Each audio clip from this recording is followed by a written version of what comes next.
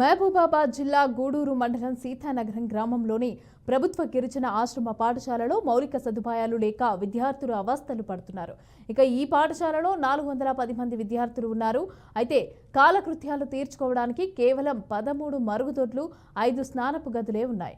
వీటిలో కూడా కొన్ని అధ్యాపకులకు కేటాయించడం, మరికొన్ని వినియోగానికి వీలు లేకుండా ఉండటంతో విద్యార్థులు ఇబ్బందులు పడుతున్నారు. తమ సమస్యను వెంటనే పరిష్కరించాలని సంబంధిత అధికారులను విద్యార్థులు విజ్ఞప్తి చేస్తున్నారు.